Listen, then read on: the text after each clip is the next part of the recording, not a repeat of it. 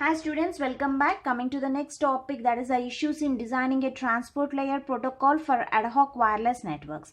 So in the previous video, I just given an introduction part of what is a transport layer protocol for ad hoc wireless network. Now let's see what are the issues that are facing in designing a transport layer protocol for ad hoc wireless network. So first issue is induced traffic. So what is this induced traffic? Induced traffic means you are having a multiple paths. Okay, so if you want to reach the destination, there is a multiple paths and those will be having a heavy traffic like that. So let me explain that. The first issue is that induced traffic. In a path having multiple links, multiple links means multiple routes. Okay, in a path having multiple routes, the traffic at any given link due to traffic through neighboring links is referred to as a induced traffic. So that is referred to a neighboring links. The given link due to a referred to a neighboring link, we call it as a induced traffic. So this is due to the broadcast nature of the channel and the location dependent contention of the channel. So why this induced traffic will be established? Because of the broadcast nature of the channel and the location dependent contention on the channel. So by this the induced traffic will be referred. Induced traffic affects the throughput achieved by the transport layer protocol. So the issue that is facing the transport layer is the induced traffic aside. So this induced traffic affects the throughput achieved by the transport layer. So throughput means it's a number of packets or reaching through the system. Okay. So here the throughput achieved by the transport layer protocol is affected by the induced traffic. And the second issue, induced throughput unfairness. So because of this induced traffic, the throughput is becoming unfairness. A throughput is the maximum number of the packets that the system can handle. Okay, so if it overcomes means it is unfairness. This refers to the throughput unfairness at the transport layer due to the throughput or a delay unfairness existing at the lower layers such as the network layer and the MAC layer. So from where the packets are coming from actually, so from the MAC layer, which is the data link layer, and the network layer, these are the lower layers. Here the packets are coming to the transport layer.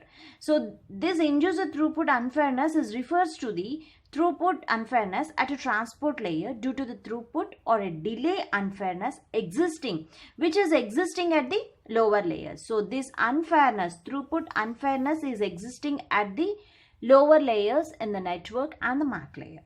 So here a transport layer should consider these in order to provide a fair share of throughput across contending flows.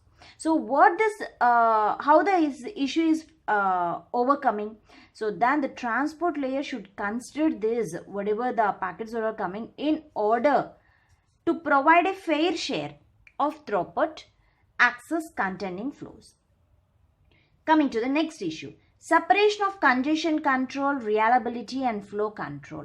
So the transport layer is facing a issue like separation of congestion control, reliability and flow control. So how? Let's see. A transport layer protocol can provide better performance. How it provides a better performance? If end-to-end reliability is there and the flow of control and the congestion control are handled separately, then we can provide a better performance. The thing you have to remember that the transport layer protocol provides a better performance. When it provides a better performance, when if it is having an end-to-end reliability, flow control and the congestion control are handled separately. So this one has to handle separately, and flow control has to handle separately, and the congestion control has to handle separately. Then the transport layer protocol provides a better performance. So that's why this is an issue. Separation of congestion control, reliability and flow control, separating these three things and handling separately is an issue. So if we overcome that, if we handle those issues, separation means controls separately, we can achieve the transport layer at a better performance. the reliability and flow control or end-to-end activities, whereas the congestion can at a times has a local activities. So these two is having the end-to-end activities, whereas congestion is having a local activity. What is the main objective here? Okay, the main objective is to minimize of the additional control overheads generated by them. So actually why we are separating, I said, to increase the better performance. So if to increase the better performance, what is the main objective? To minimization of the additional control overheads generated by them. So to overcome to minimize the control overheads that are facing in the future.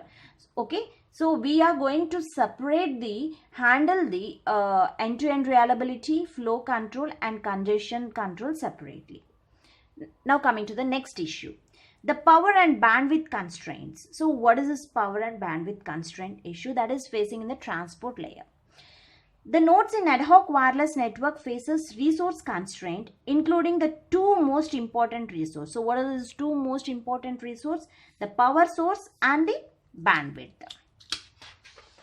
So here the performance of the transport layer protocol is significantly affected by these resource constraint, that is the power and the bandwidth. And the next issue, interpretation of congestion. So the next issue of the transport layer for ad hoc wireless network is interpretation of congestion. So let's see what is this. The interpretation of network congestion as used in the traditional network is not appropriate in ad hoc networks. So what I already said, whatever the protocols and whatever the things that you are using in the traditional networks will not supported, directly not supported to the ad hoc networks. So this is because the high error rates of wireless channels, because whereas the traditional TCP is a wired network, okay, it's a connection oriented, but ad hoc networks is a connection less protocols. It's a network. So here in the ad hoc networks, we are having the higher rates of wireless channels, location dependent connections, hidden terminal problems, packet collisions in the network, path breaks due to mobility of nodes, and node failure due to drained battery can also lead to packet loss in ad hoc network.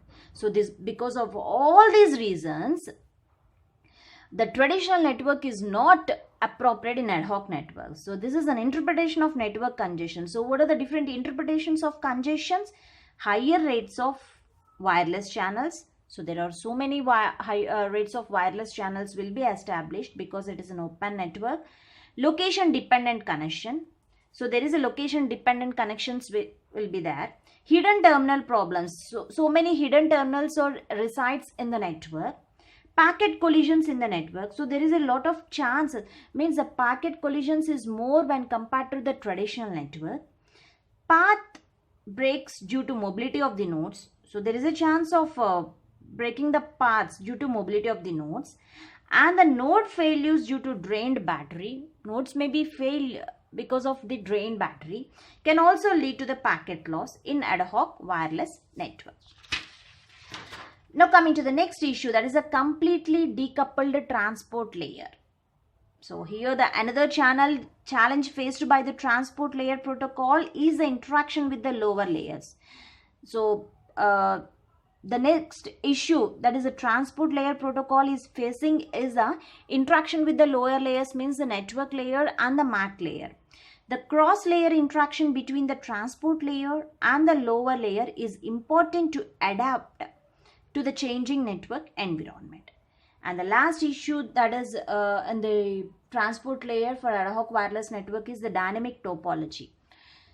So ad hoc network means it is a wireless communication. So everything here, the routing paths and the nodes are changed dynamically. The path is going to be changed dynamically. So whenever the nodes are moving from one place to another place, means the topology will be changes.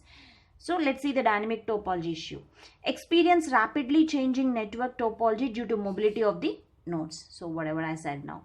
It leads to frequent path breaks, partitioning and remerging of network, high delay in re-establishment of paths. So the issues that is facing in the dynamic topology is frequent path breaks, that is one, partitioning and remerging of network, and the next is highly delay in re-establishment of the paths. So here the performance is affected by the rapid changes in the network topology. So these are all the different issues of this transport layer for ad hoc wireless networks. Thank you.